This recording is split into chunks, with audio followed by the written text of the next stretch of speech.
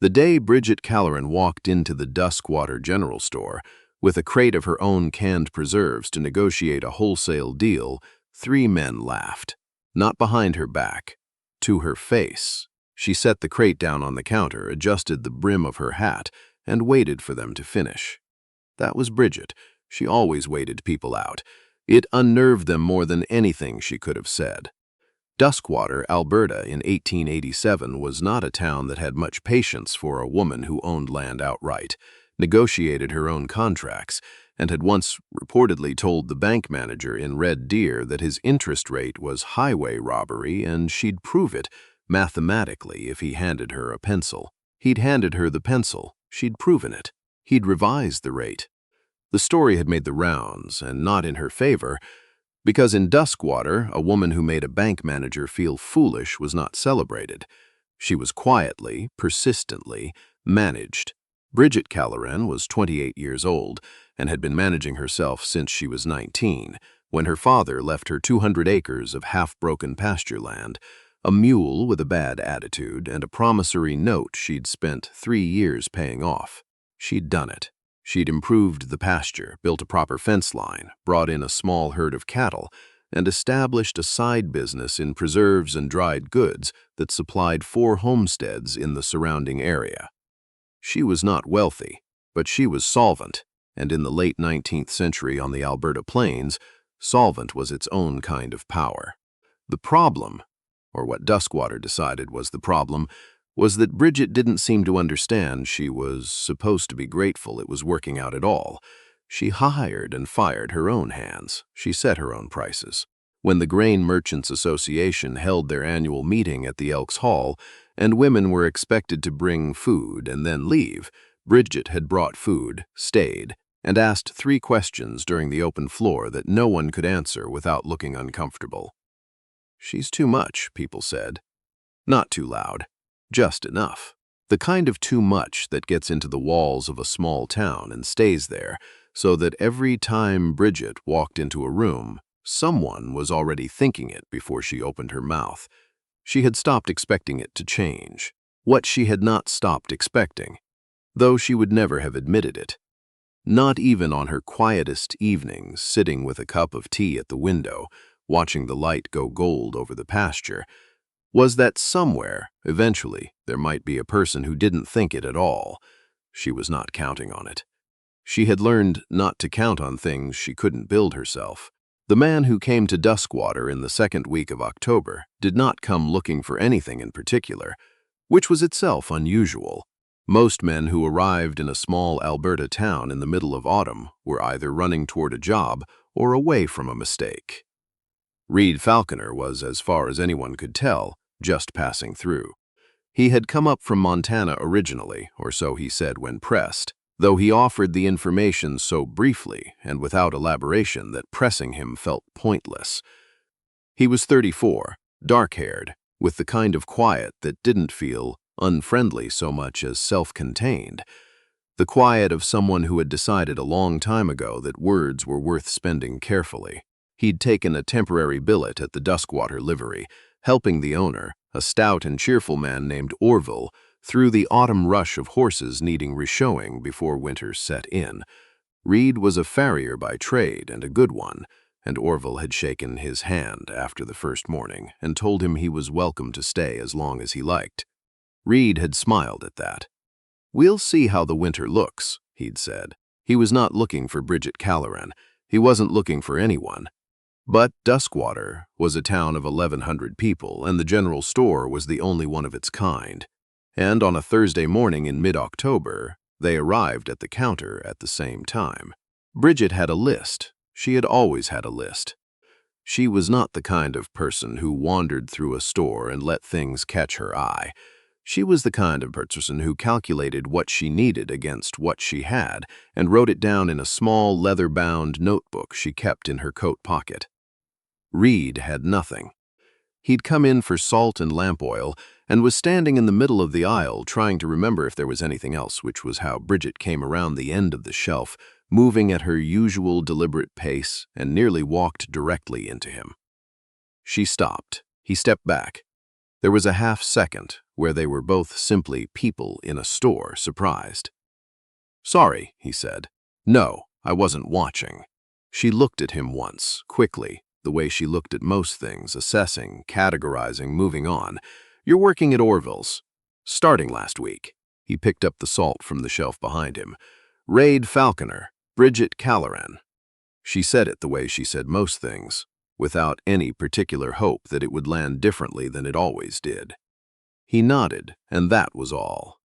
No flicker of recognition, no slight adjustment in expression that meant he'd already heard something.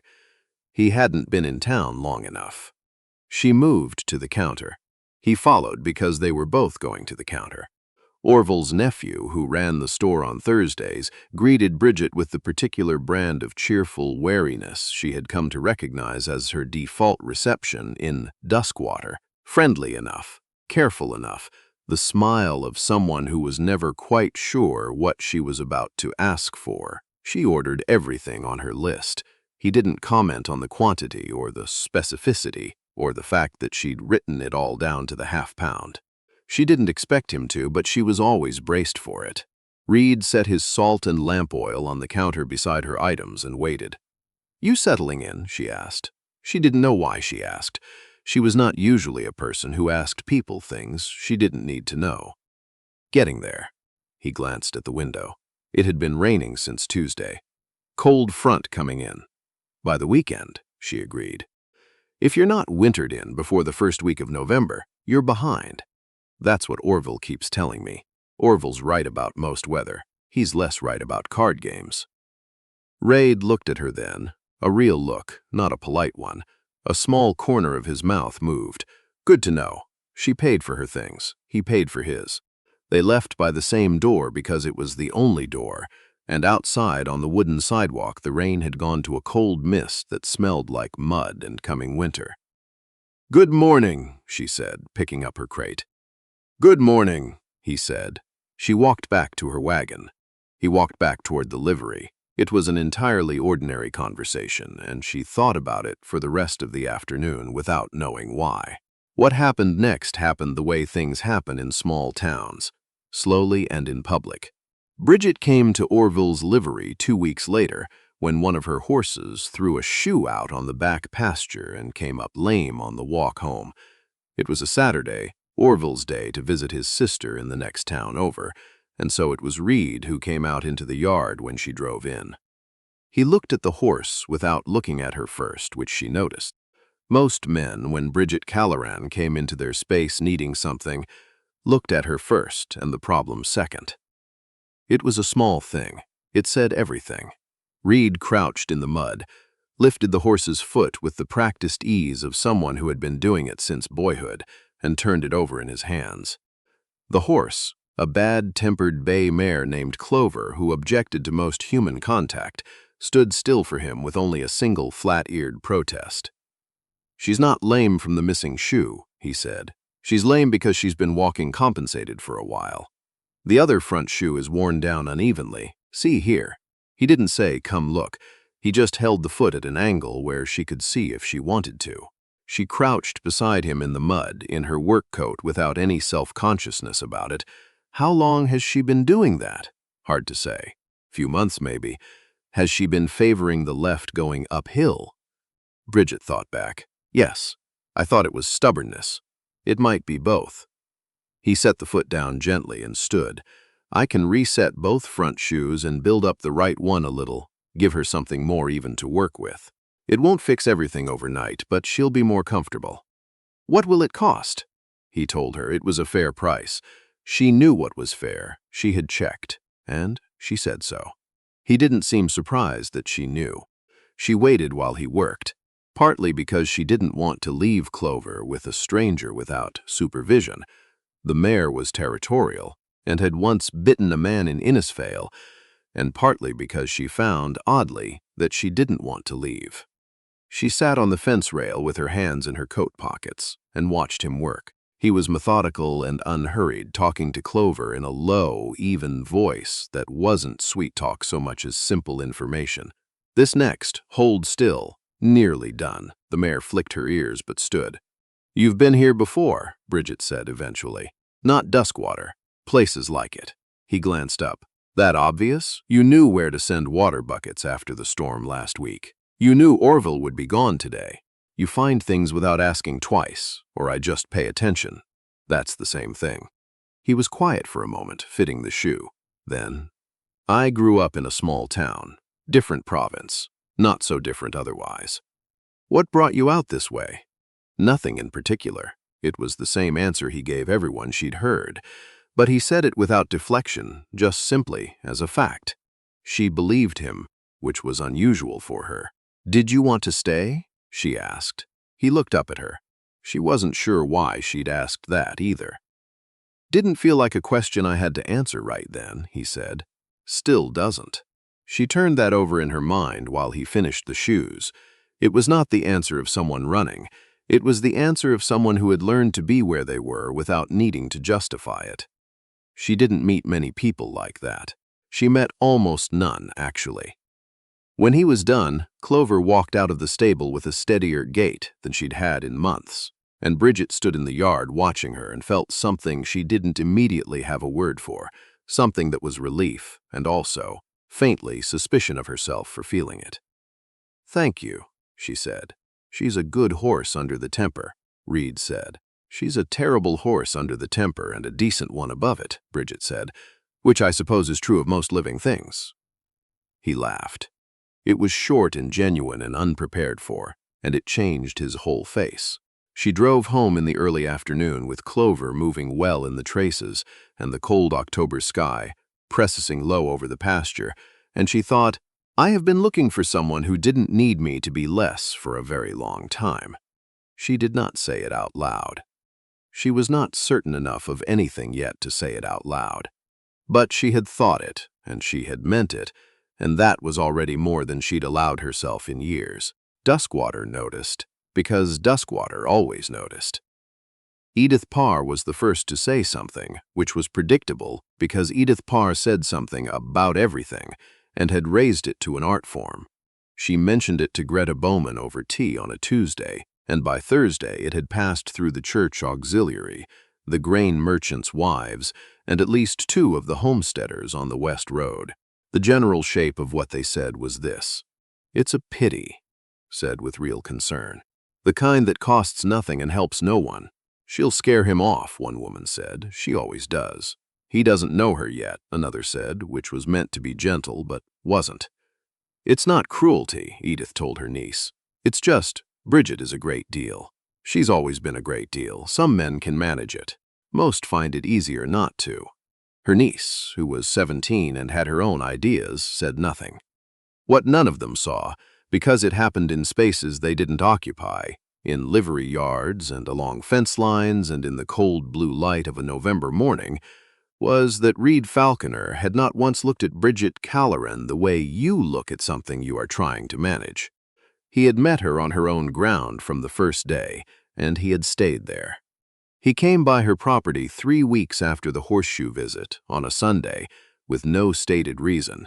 She was mending fence on the east pasture when she saw him coming up the road on a borrowed horse, and she stayed where she was and kept working, because she was not the kind of person who stopped working to perform availability. He dismounted at the fence line and stood on the other side.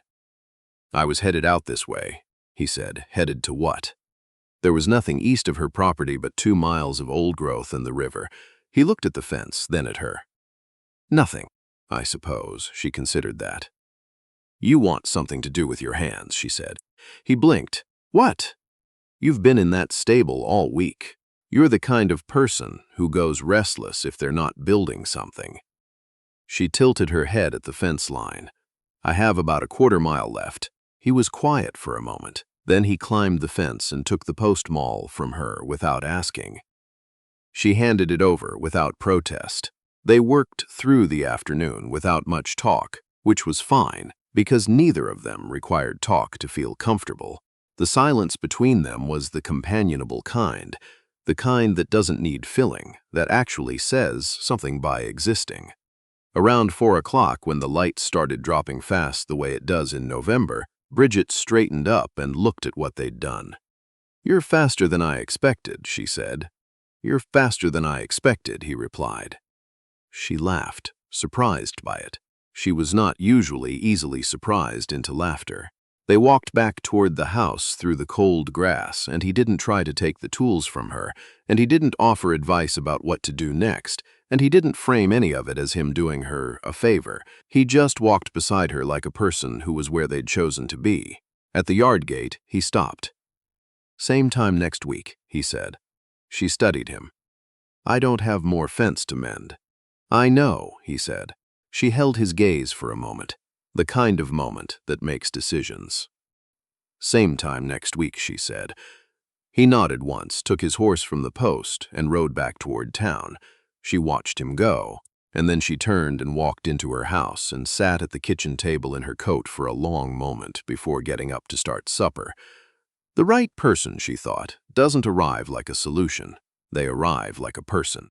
She had not known that was what she'd been waiting for until just now. The thing about Duskwater was that it didn't know how to revise itself.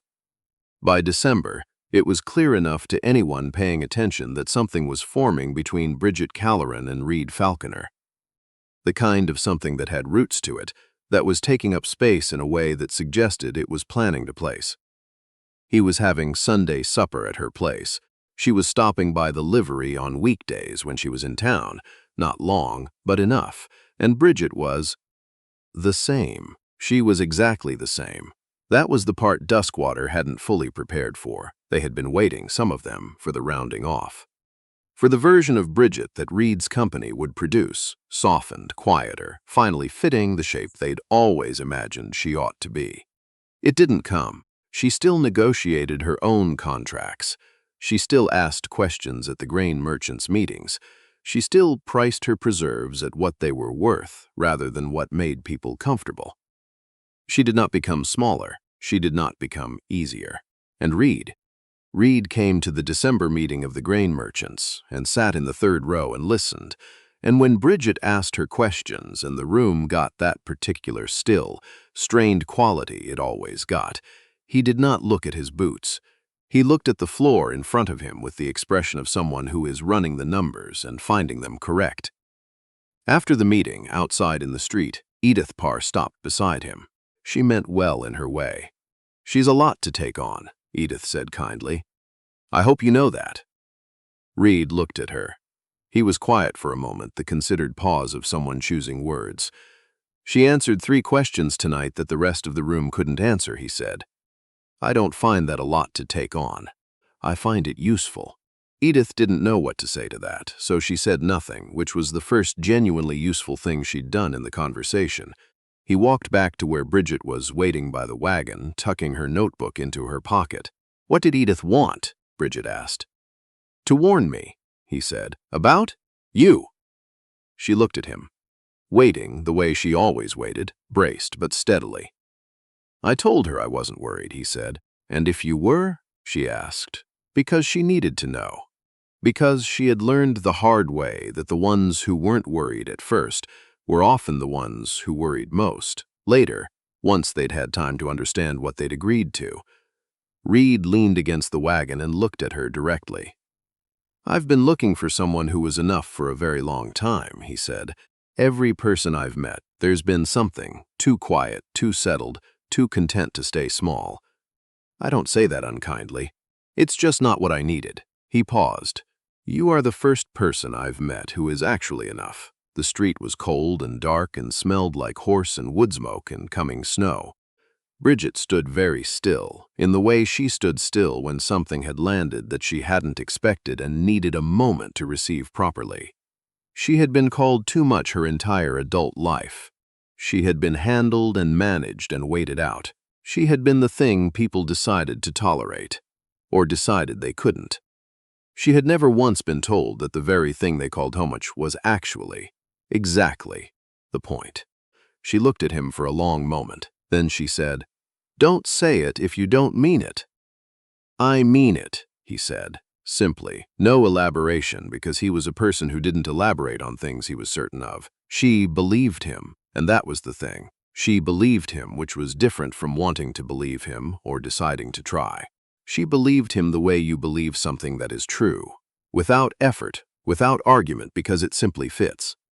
The snow started then, small and quiet, the first of the season, drifting down through the light from the hall windows. "Come on," she said. "It's cold." He climbed up onto the wagon beside her. She took the reins. They drove back through the dark toward her property, and the snow came down around them, and she did not feel, for the first time in a very long time, like something that needed to be explained. The winter was long, as Alberta winters always are, and unhurried, and there was a great deal of fence line to check and wood to cut, and animals to get through the cold months. They did it the way people do things when they've decided, without ceremony, that they're going to do them together. By March, Reid had given up the billet at Orville's livery and moved a small collection of tools and belongings to the room off Bridget's barn, the proper winter room, insulated with a wood stove that her father had built for exactly this kind of arrangement. It was not remarkable. Practical people in difficult climates made practical decisions. What was remarkable, though Duskwater took a while to recognize it, busy as it was deciding whether to be scandalized, was that Bridget Calloran was flourishing. Not differently, not softened. Flourishing the way a thing does when it's finally been given the right conditions, more fully itself, not less. She expanded the preserves operation. She took on a second hand for the spring calving season. She presented a formal proposal to the Grain Merchants Associations about cooperative storage pricing that took 3 meetings to discuss and was eventually adopted in modified form, which was as much as anyone's proposals ever got. She wrote letters to her cousin in Winnipeg with a lightness in them that the cousin noticed immediately. "You sound different," the cousin wrote back. "Good different. The kind of different that happens when you stop waiting for something and realize it showed up." Bridget read the letter twice. Then she folded it and put it in her coat pocket and went outside to find Reid fixing the latch on the barn door, which had been sticking for a week and was scheduled to become a problem in any wind over 20 knots. She stood in the yard and watched him work. He had his sleeves rolled up despite the cold, and he was frowning at the latch mechanism with the concentrated look of someone who takes broken things seriously.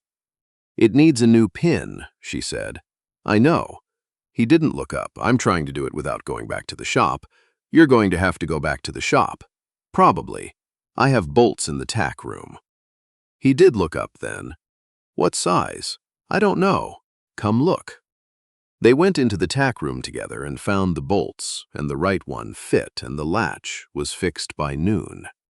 It was a very small thing, the kind of very small thing that, accumulated over a life, becomes the shape of the life itself. In the early afternoon, with the latch done and the horses fed and the thin March sun coming through the tack room window, Reid said, "I was thinking about staying." Bridget looked at him. "You are staying."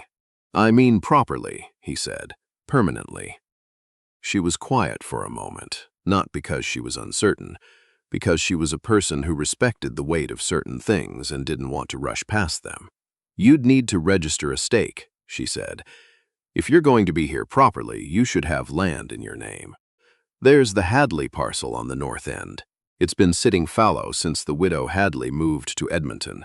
It's not a lot of acres, but it's good drainage." He looked at her. He was smiling, and the smile was the kind that comes from somewhere genuine, from being known. "Only you," he said, "would answer a proposal with a land survey." "It wasn't a proposal, wasn't it?" She considered him for a moment.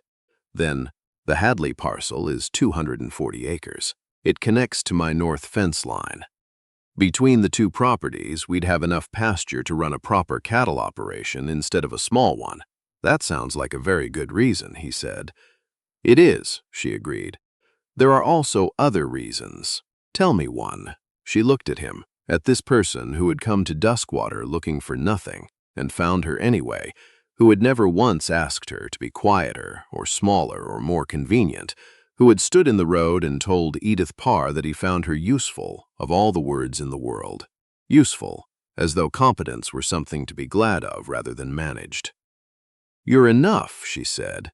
"I've been looking for that for a long time, too." He didn't say anything. He didn't need to. He crossed the few feet of the tack room between them, and that was that. Decided, the way real things are decided, without audience and without ceremony and without any doubt at all.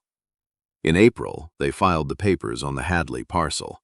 In May, they began breaking the North Pasture together. In June, Bridget Calloran presented the expanded operations projected revenues to the Grain Merchants Association, and this time, when the room got quiet, Reid sat in the second row and followed along in his copy of her figures, and once or twice nodded at something he agreed with. Edith Parr, sitting 3 seats away, watched him, and then looked at Bridget and then looked at the floor and thought about what she'd said in the street in December. She's a lot to take on, and felt something she would never quite articulate to anyone, which was the particular discomfort of realizing that you had been measuring the wrong thing all along. The town revised itself slowly, the way small towns do, not with apology, not with announcement, but by simply beginning to act as though it had never thought otherwise. People started referring to the operation as Calloran Falconer, which was accurate. They mentioned Bridget's proposals at meetings without the preceding pause that used to mean here she goes again. They didn't become different people. Towns don't, but they adjusted the way things adjust to what is clearly working and clearly real. And Bridget was exactly who she had always been. That was the thing none of them had fully understood all those years of she's too much and she'll scare him off, and if only she'd soften a little. The thing they'd called too much was not the problem. It had never been the problem. It was simply a size they hadn't been big enough to meet.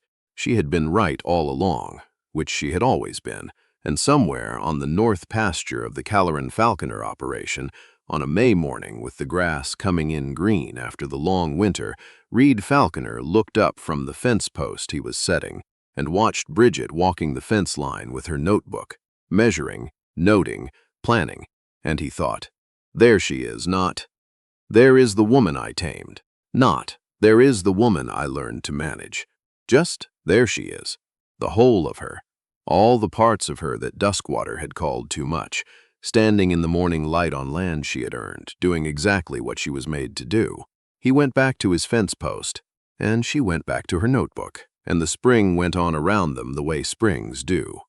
Indifferent, generous, not caring in the least whether you were too much or too little, only whether you'd done the work to be ready for it.